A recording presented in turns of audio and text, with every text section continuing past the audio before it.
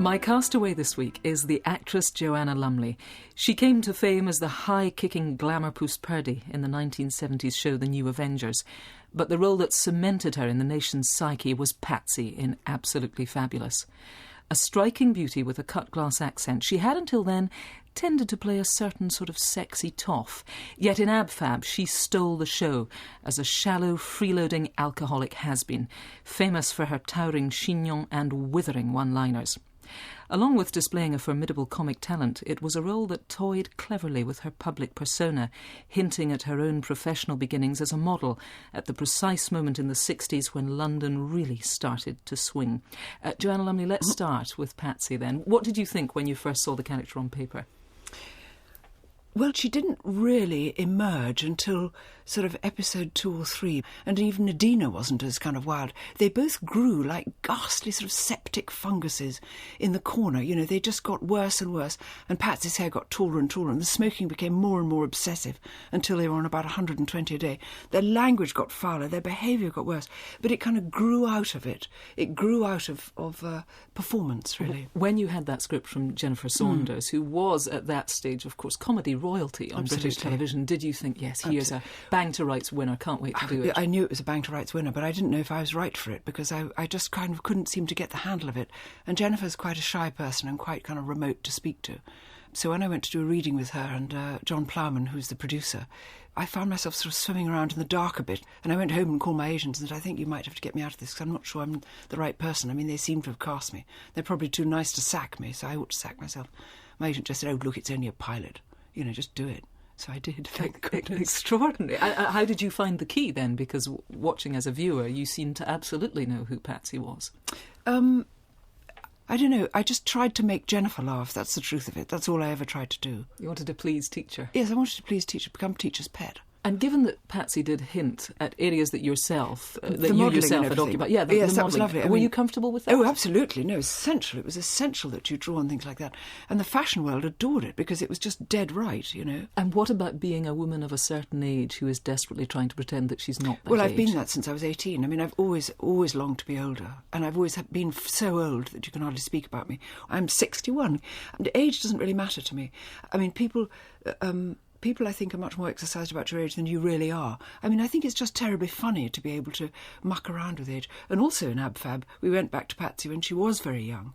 We went back to Eddie and Patsy at school. It was brilliant. Wheels on fire, rolling down the road. That's notified my next of kin. Guess we shall explode. Tell me about your first piece of music.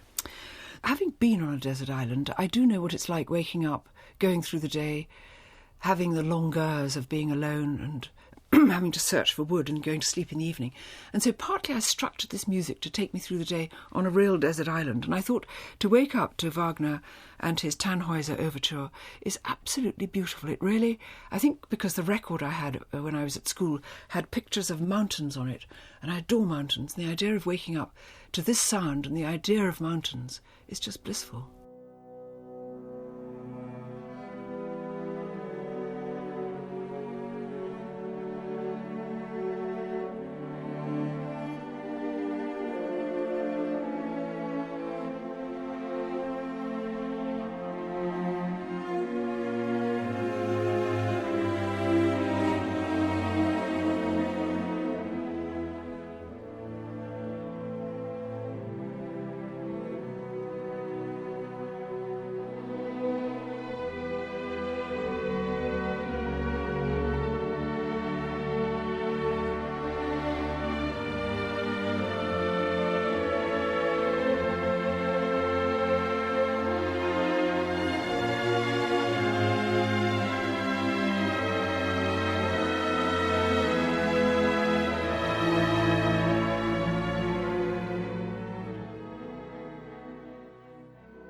The overture to Tannhäuser by Richard Wagner, played by the Bavarian Radio Symphony Orchestra, conducted by Bernard Haitink. You mentioned in the wonderful introduction to that, Joanna Lumley, that because you've been on a desert island, you know what you'd want to hear. Let's remind ourselves of why. You did this extraordinary Well, a sort of television experiment. Well, it was bizarre. The BBC said to me, what about putting Patsy on a desert island with no vodka? And I said it might not last a whole programme because it'd be funny for about, 5 minutes. But what about me going on a desert island and really trying to tough it out? And they gave me terribly little. I was trained for a bit with the Irish Guards, and I was given a sort of SAS handbook on how to extract water from socks or something. And I was sent off to this desert island. There was a tiny skeleton crew, about 5 people, who lived on a diving boat which would arrive every morning on the island at about 7 o'clock, film me during the day and then go away again in the evening. This was long before I'm a This celebrity in the jungle, things. get me out. I mean, they weren't sort of flying in pizzas and things when nobody was looking. Not at all. They in fact had so miscalculated the food thing. They gave me a pound of rice in a bag, uncooked rice, and that was it. And I was on the island for 9 days. They said, the island would be dripping with fruit. But there'd been a late monsoon and all the bananas weren't pollinated, all the mangoes and things, if there had been any, dropped to the ground and rotted. There was nothing to eat, actually, except my rice. And I had to purify the water on fires which I had to light with a flint. And because the wood was wet, I had to throw it. It took forever getting a little tin can. I wasn't allowed a spoon or a fork or a dish. I had to eat out of shells with shells. I lived like an animal, actually. I had no soap or comb or mirror, or I had nothing to read, nothing to listen to. So it was animal living on the island.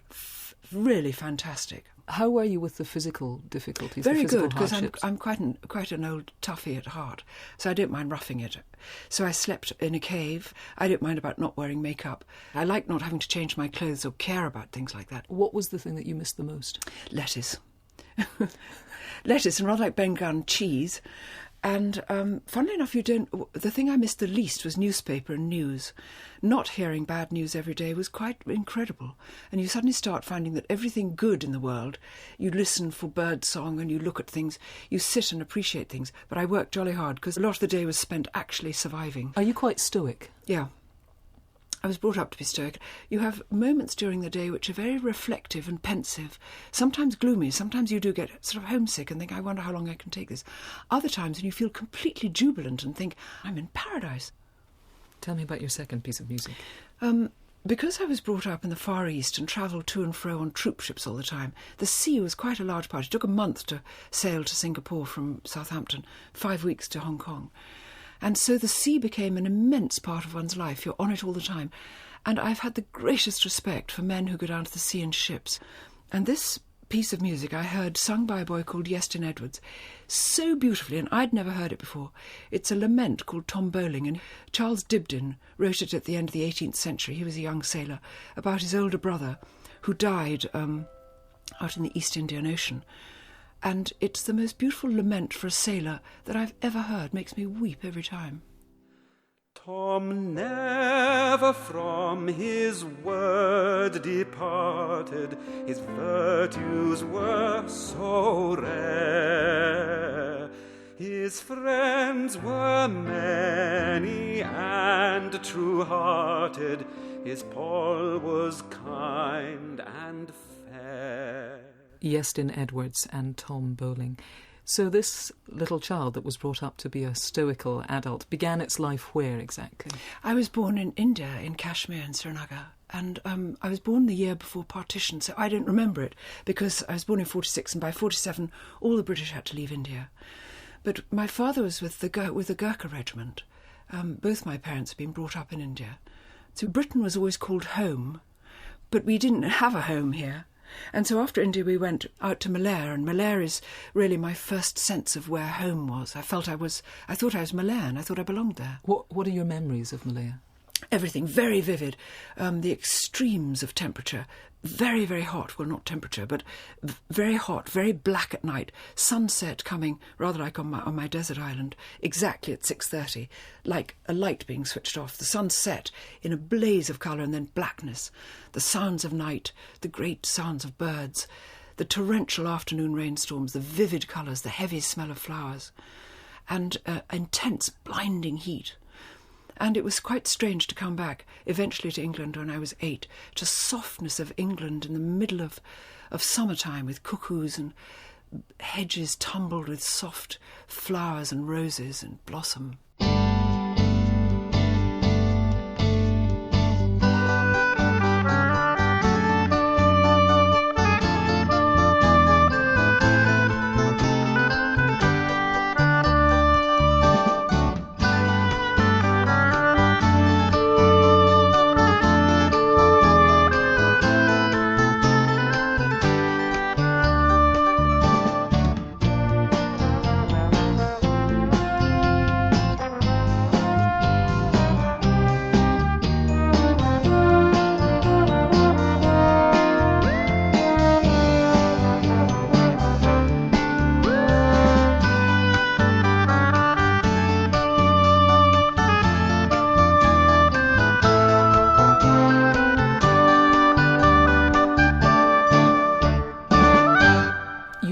back to England. You went to school in Kent. What a transplantation. It was extraordinary because it was a change of everything, a change away from home, away from my parents, although my sister was at the boarding school with me. I was very homesick for a bit, but homesick is like stage fright. You get over it. You have to get over it. And everybody was at the boarding school you're at, except both of them had day girls. And we used to like the day girls because they could sneak us some bits of food or stuff like that. And in fact, at my second boarding school, which was a convent, a very decent day girl brought us in some mice, which we could keep in our blazer pockets. I kept mine for a whole term. She was called Reapy Cheap. At convent, then, was that where you discovered acting? I discovered acting actually out in Malaysia at the army school when I played a queen with a crown on, and I thought, this is the business. It isn't that you like the centre of attention. I just sort of thought this is rather an excellent occupation. I think it was the adrenaline rush that was quite exciting. Some girls do have the power to corrupt and destroy you. They'll take you and they'll break you, or they'll make you a king. They'll bring you the summer when winter is due. It is truly quite amazing, the things that some girls do. Your third piece of music. Ever since, when all around the world, wherever we were, and originally it was on wind-up gramophones, we had music. And my mother was passionate about Mozart, Beethoven, Dvorak, the gorgeous ones. But the earliest pieces of music I can ever remember were Beethoven 6 and 7. And so I thought I'd like to take a piece of Beethoven's 7th, the lively jumping piece. Beethoven is stitched into my heart so much that sometimes I think I must have composed the music myself.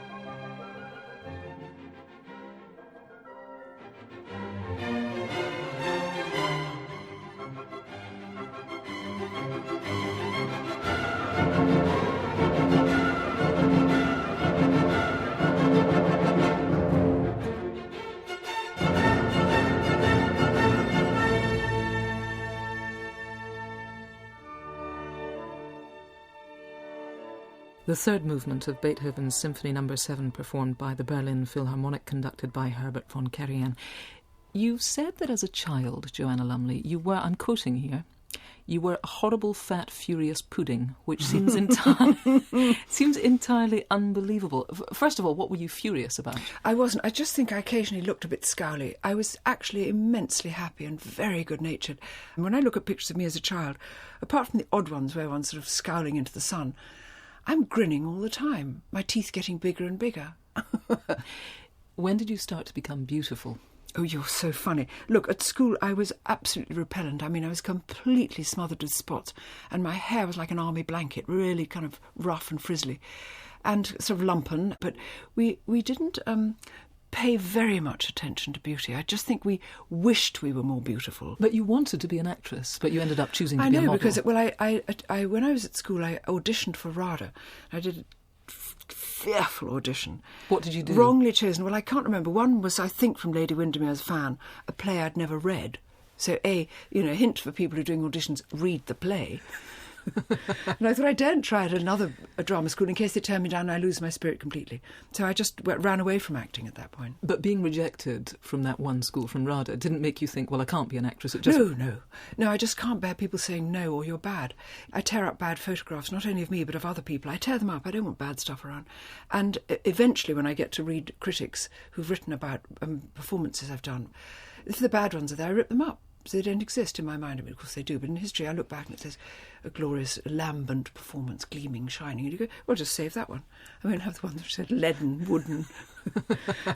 In those very early days then, when you were working as a model, I mean, you were a top photographic model. You weren't somebody who just sort of did it on the side. No, I didn't. It was my full job. It was my solid day job for about 3 years.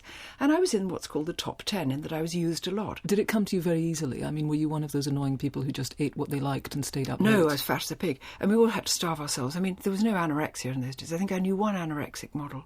But most of us just kept on struggling into clothes. And I think the lightest I ever was 8¼ stone. Tiny. Which is quite light for somebody who's 5'8". But I'm not 8¼ stone now. I'm 12½. No, I'm not. That's a lie. But actually, I've also noticed people don't really mind. If you say you weigh something, they go, oh, gosh, that's fantastic. So just make it up. Just say it. But you are very, very slim. And I've seen photographs from you back in those days. You were terribly, terribly slim. I mean, Sometimes, yes. Did it preoccupy you? I mean, No. you said we weren't anorexic. There were biscuits at the time called Limits. They probably still make them. They were made of cellulose or something. They blew up inside you like some ghastly airbag, gradually taking up all your stomach. So you kind of felt terribly full. And what about, I mean, slimming tablets, injections, all of I used to have injections, yes. Those got one every day. Goodness knows what they did. I didn't take... You give them your... No. You had to go to the doctor and pay him.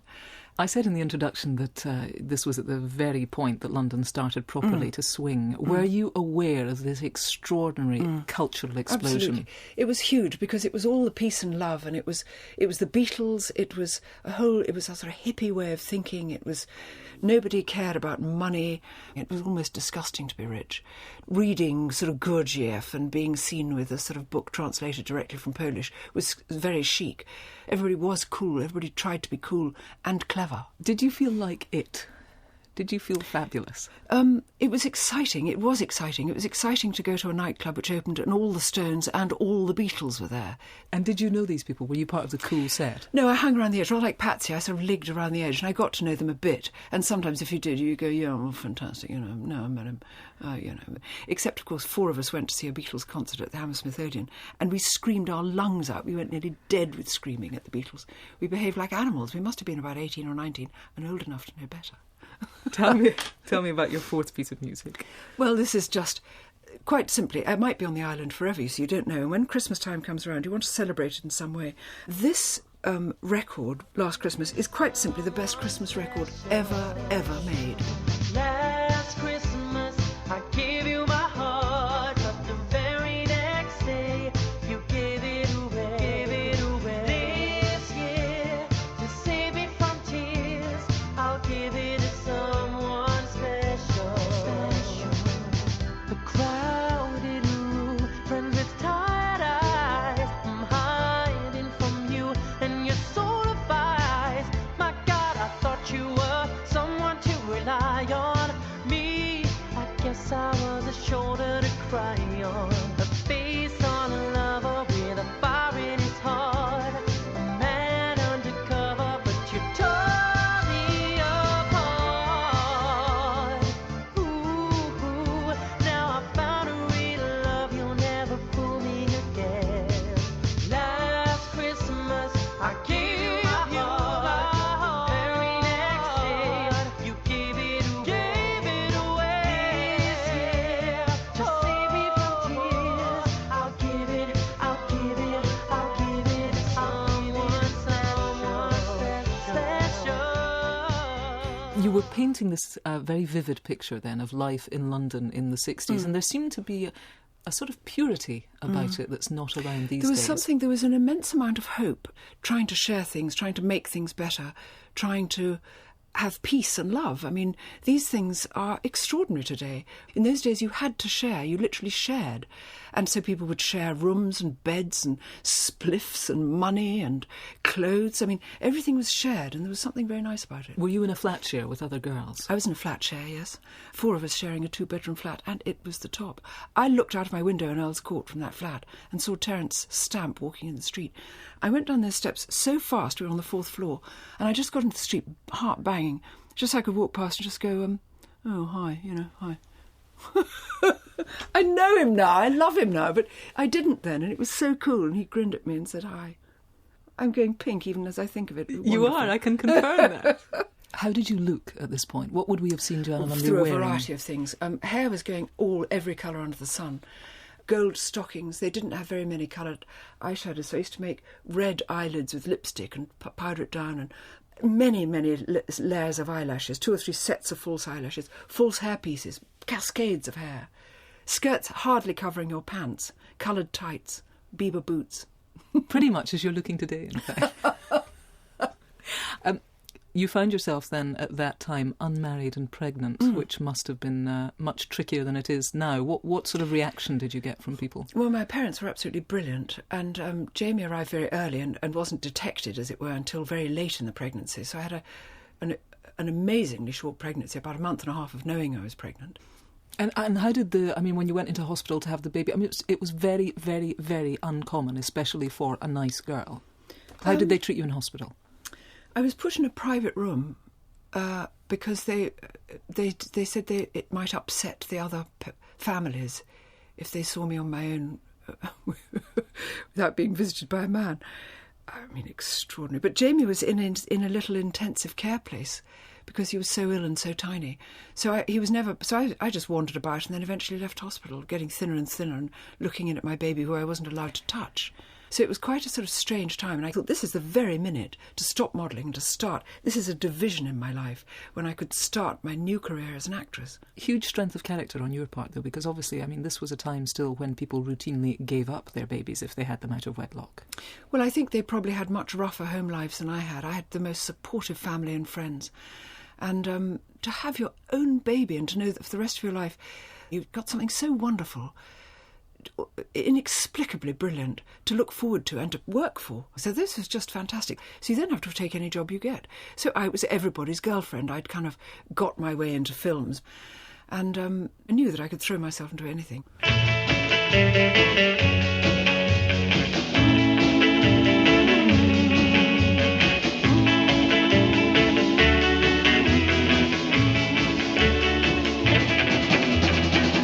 Maybe, baby, I'll have you. Maybe, baby, you'll be true. Maybe, baby, I'll have you for me. It's funny, honey, you don't care. You never listen to my prayer. Maybe, baby, you will love me someday. Well, you are the one that makes me glad, and you are the one that makes me sad. When someday you want me, well, I'll be there, wait and see. Maybe, baby, I'll have you. Maybe, baby, you'll be true. Maybe, baby, I'll have you for me.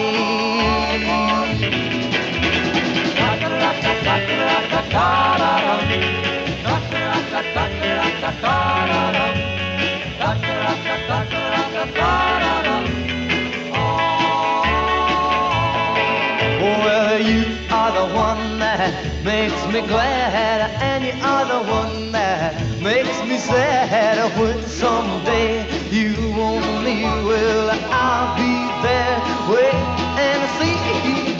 Maybe, baby, I'll have you. Maybe, baby, you'll be true. Maybe, baby, I'll have you for me. Maybe, baby, I'll have you for me. Tell me about your next piece of music. On the island, as the day progresses and you've had the intense heat and you've lain, if you're lucky, under a banana palm and slept a bit, and then the evening begins to come and you're anxious about your fire, you want to settle into the night prepared, because once it's night time, you don't want to use up your torch battery because it might disappear. You've probably only got one candle and that's going to gutter out. So you want to get things prepared in the daylight and you pray for the moon. And on the island, every night, I think because Stephen, my husband, was conducting Turandot at the time, Puccini's great piece when the terrifying crowd in China are saying "Perché tarda la luna?" Why is the moon so late? And they want the moon to arrive so that, bloodthirsty crowd, the first execution of the night can take place, which can only take place by moonlight. And every night, wandering on the beach, as the sun went, the last strips of the light went, then blackness. Perché tarda la luna? Where is the moon?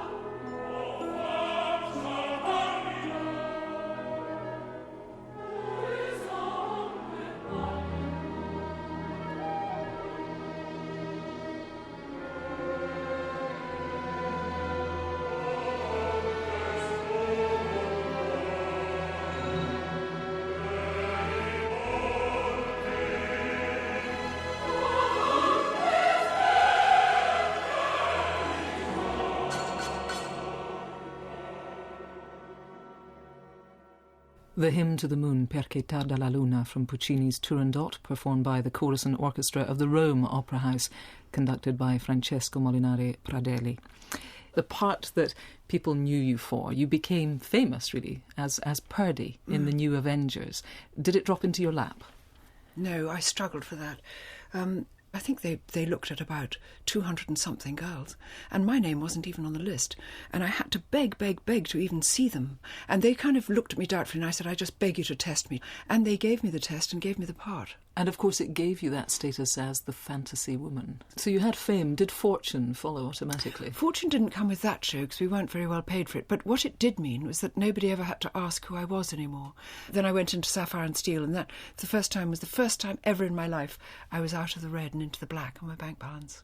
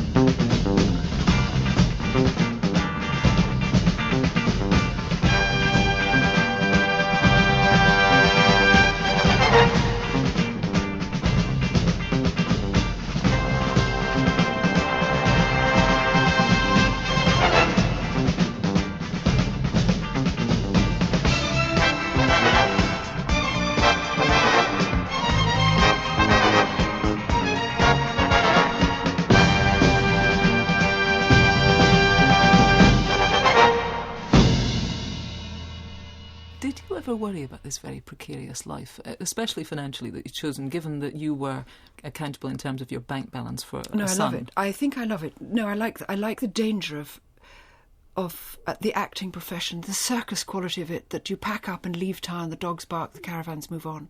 I love the feeling that we never know. The second the job stops, the curtain comes down for the last time, and you clear your things out of the dressing room, you're out of work. What will we do next? Will it be big or small? But usually I got something. And usually I could turn it round to my advantage and enjoy it. Interesting also that given that you had this financial precariousness, I mean, you still sent your son to Harrow. I mean, that must have financially been quite a strain. Yeah, well, I was renting a flat, so lots of people who are much richer than me would go, oh gosh, these school fees. And I thought, well, if you save up your money and just put it into a kind of bag and then take it down to the bursar, which I used to do, and tip it out, and we'd count it together and have a glass of sherry, and that would be the next school fees paid. Really? Yeah, and I found it was fine. And I mean, we didn't have a dishwasher or a washing machine. We didn't have holidays. We didn't have all the stuff that people think you would need. We did without those things. And clearly your attitude then seemed to be that, make, do and mend and cut your cloth, all those sort of very British qualities, stiff upper lip. Well, I think it's probably sort of middle class of another age qualities. They are quite old-fashioned. But they were in the 60s, you see, we hadn't any money, so we all had to make our own dresses and do those things. I mean, it sounds pathetic now, but that's the way it was. I think it's so boring to walk about with labels sticking off your clothes. I hate this thing of cutting yourself off from the world. Cyclists, people walking, people running are just tuned into some inner thing. They don't hear anything. They don't say good morning. I often say good morning to them and they run past. They can't even hear me. Does it make you feel curmudgeonly? Yeah. No, I don't. As curmudgeonly rises up in me. That creaking sound is me clipping my ancient hair clip back into my hair. It wasn't my bones as I moved, Kirsty. I must just warn you about that. Curmudgeonly, only for a second, and then I cover curmudgeonly with utter and absolute love. My job every day is smiling and loving people, and which I do, and I find that the more I smile and the more I love people, the happier I am, and the happier they are.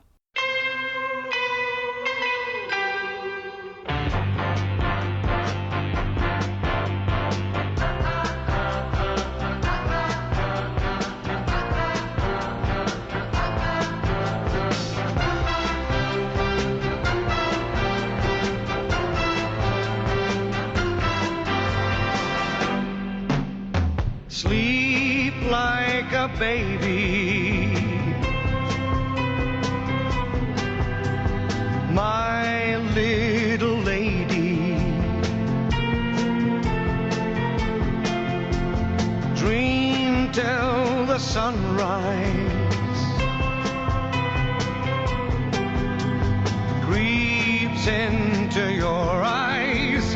Dream till the sunrise turns on the day. In the avenues and alleyways, while you sleep, there's a whole world coming alive. Abel and his brother fighting one another in and out of every dive. The avenues and alleyways, where the strong and the quick alone can survive. Look around the jungle, see the rough and tumble, listen to a squealer cry. Then a little later, in the morning paper, read about the way he died.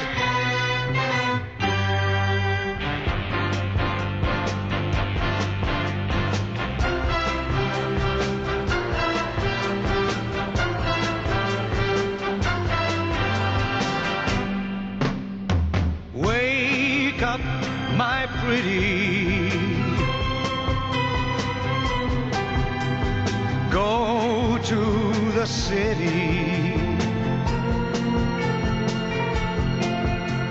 Stay through the daytime. Safe in the sunshine. Stay till the daytime turns into night. In the avenues and alleyways, where a man's gotta work out which side he's on. Any way he chooses, chances are he loses. No one gets to live too long. The avenues and alleyways, where the soul of a man is easy to buy.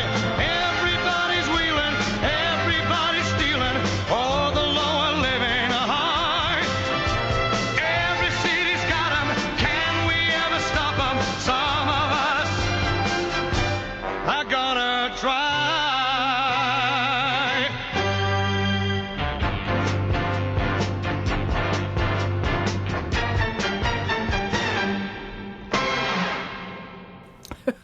Next piece of music.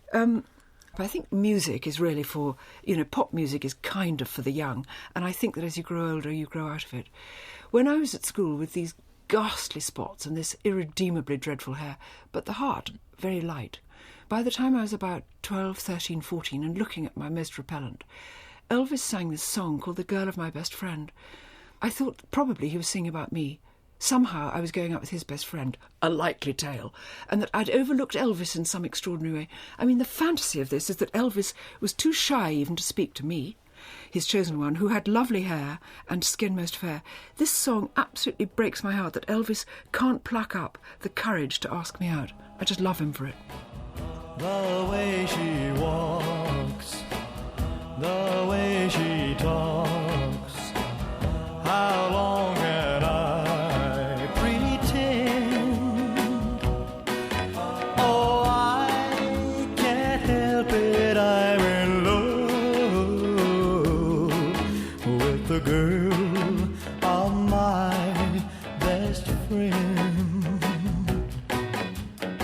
Elvis Presley and the girl of my best friend, and a little nugget you just gave me there, Joanna Lumley. You said that Patsy in Ab Fab based her smile on Elvis. Patsy never wanted to smile full face because she'd based her whole smile on Elvis's sort of Elvisly yours, it's a bit like that. And so if she laughed, she'd just go because she just adored Elvis, as I do, as most of the world does. It's as hard to choose Elvis as it is to choose Beethoven. Let's talk about Patsy Stone then. She is this monstrous creation, as you say it. As you said at the beginning, the creation grew. Had you known that you could play comedy as well as you did? Well, I didn't think I never really thought I couldn't do anything, actually. That's not being vain. I mean, comedy was so much, laughing hysterically was so much part of one's life. What sort of work were you getting at the time that you did the pilot for Absolutely Fabulous? I think I'd just done, I may have been Ian McShane's squeeze in Lovejoy. I'd been doing quite a lot of theatre. I'd done Blithe Spirit in the West End and I'd done Vanilla for Harold Pinter in the West End. So I was doing sort of theatre-y bits then. People were shocked, though, that Joanna Lumley was doing this. I mean, you did a lot of things that people had never done before on screen. You got blind drunk, viciously drunk. You took a lot of drugs. You swore. There was a lot of sex in it. It was meaty stuff. But this is Jennifer, you see. She wrote it all. I just did it.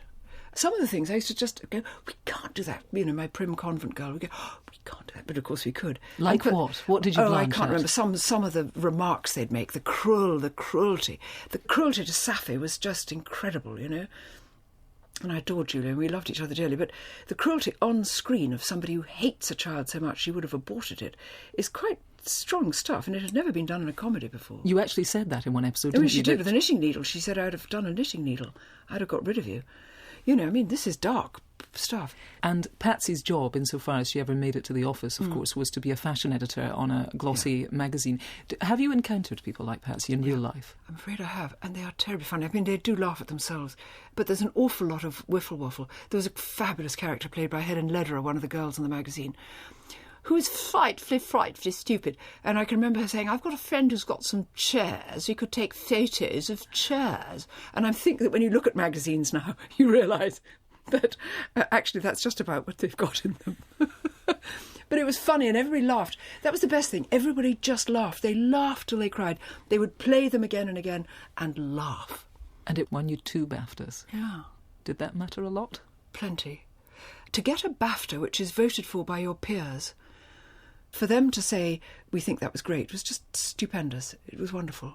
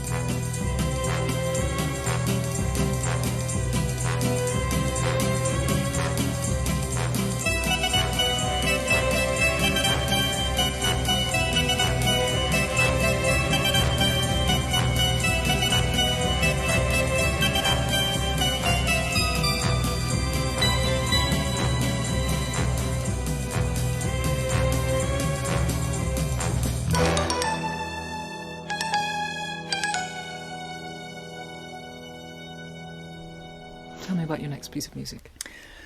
I think Nat King Cole was one of the greatest singers who ever lived. The beauty of this song by Hoagie Carmichael is the perfect desert island song. It is the song. The sun has gone, it's dark. The fruit bats have flown into the trees. There are night sounds, a little bit of clicking. You can just see the crabs running in the moonlight on the beach. The sea covered with phosphorus is sucking and sighing. And then this voice and this extraordinarily extenuated, lovely melody with Nat King Cole singing about stardust, I'm on his arm. And now the purple dusk of twilight time steals across the meadows of my heart. High up in the sky, the little stars climb, always reminding me that we're apart. You wander down the lane and far away, leaving me a song that will not die. Love is now the stardust of yesterday, the music of the years gone by. Sometimes I wonder why I spend the lonely night dreaming of a song. The melody haunts my reverie, and I am once again with you when our love was new, and each kiss an inspiration.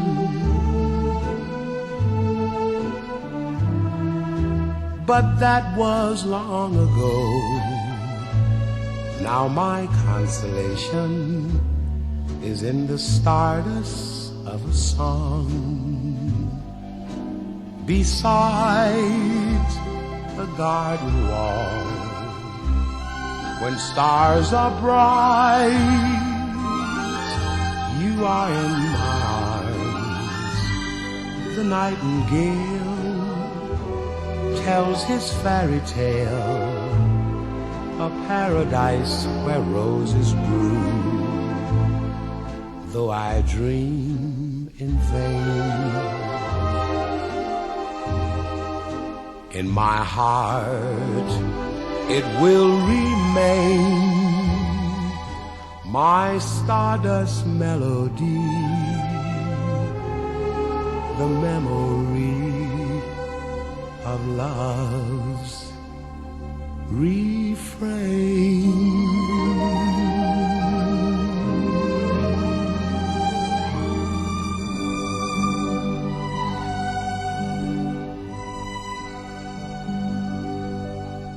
Nat King Cole and Stardust.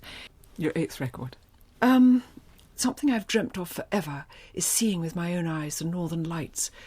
And the idea of listening to Sibelius II, this phenomenal piece written by this gorgeous, grim Finnish man who is so noble and so locked up. I shall step not at his side but behind him steadily with my snowshoes going shush, shush on the snow, and above me, rippling, blazing, falling like silk curtains, the northern lights with Sibelius II.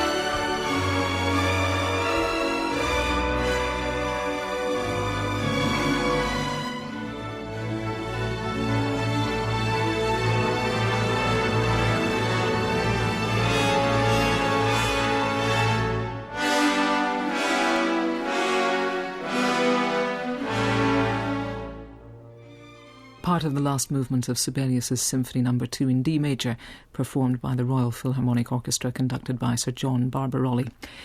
So, of course, Joanna, we give you the Bible and we give you the complete works of Shakespeare. You're allowed to take one other book. What might it be? Can I have a really huge atlas? Because Shakespeare is the man for me. He's the man. He's the one who I've asked will be at the other side of the pearly gates to let me in. The Bible has got an immense amount of stories and fabulous things, so I've got enough reading material there. But I would like this atlas, because then I can remember the mountain ranges, see the rivers, and speculate on journeys I'm about to make. And what would your luxury be? Am I allowed a little film camera? Because I'd just like to take the film Monsieur Hulot's Holiday with Jacques Tati in it, because it's so funny and so charming. And as most of my life I've wanted to be mistaken to be a French woman, a Parisian woman, this could just make me think about France when everything was gentle and everything is very, very funny. And Jacques Tati is a genius. You can certainly have that. Thank And you. if the waves were to threaten to crash to the shore and wash away your 8 records, which would you run through the sand to save? Beethoven is my man. You told yourself, Joanna Lumley, that you wouldn't meet the man of your life, the love of your life, until your son was 18. And then, when your son was 18, you met Stephen Barlow. How did it happen? I'd actually heard his name a long time before, when I was about 21, and he was 13 and at school. Isn't it extraordinary? He was a boy at school with the son of some friends of mine. And I then didn't meet him for another 10 years. And I met him then, and it was very strange, literally like getting an electric shock, or being struck by lightning, or being shocked in some way. And then our ways went apart again. And you'd had this very brief, unsuccessful marriage in the 70s. So when you met Stephen, you said it's like being struck by lightning. Was that because you knew? You thought, that's Well, when the I one? heard, then he also got married, but I was terribly shocked that I thought something's gone wrong, because I knew there was a pattern. I had precognition of something, and I didn't know what it was, but I recognised that he would be in my life. And then when we met again and we just talked for 4 hours, and it all fell into place. It's just so strange. I sometimes do get these things about knowing things, you know what I mean? Precognition, I think. It sounds a bit airy-fairy for It is a somebody bit, who well, is... it's disgraceful, isn't it? We went... I mean, for somebody who's so You jolly can see I've got a sort practical. of, I know, I've got a sort of wreath of flowers around my hair now, you know. Some old spliff in my fingers look fantastic. No, it does sound a bit, I am practical, but I'm also a dreamer and a believer. He's a conductor, and you have a very... I mean, is music a large part of your life? You seem to have a very Huge. harmonious home life. Well, he is music. He's like sort of Mr. Music. His head seems to kind of contain more music than anybody I've ever met. He's just totally brilliant. He's just totally brilliant. I love being with him. I'm as lucky as the day is long. Rainbow. Rainbow over my wild white wilderness.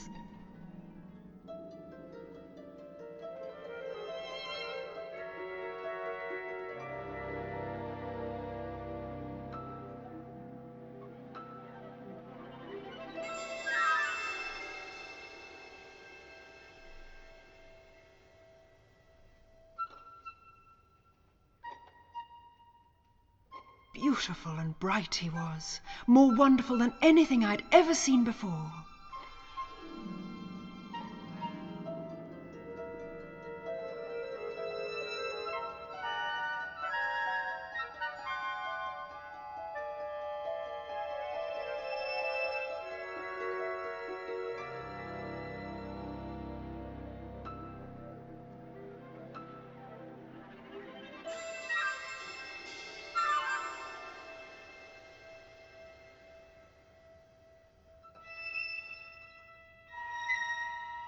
I knew at once I had to catch Rainbow and make him mine.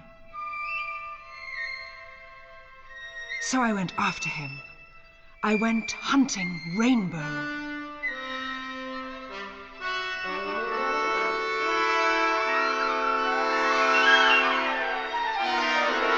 On and on. Ever closer, ever closer. And there at last was Rainbow, just one leap away. I pounced.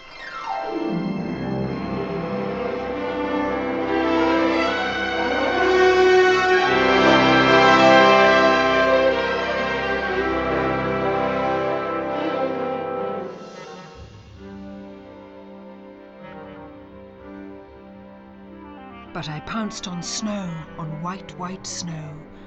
Rainbow was gone. Vanished with the wind. Joanna Lumley, thank you very much for letting us hear your desert island discs. Thank you, Kirsty.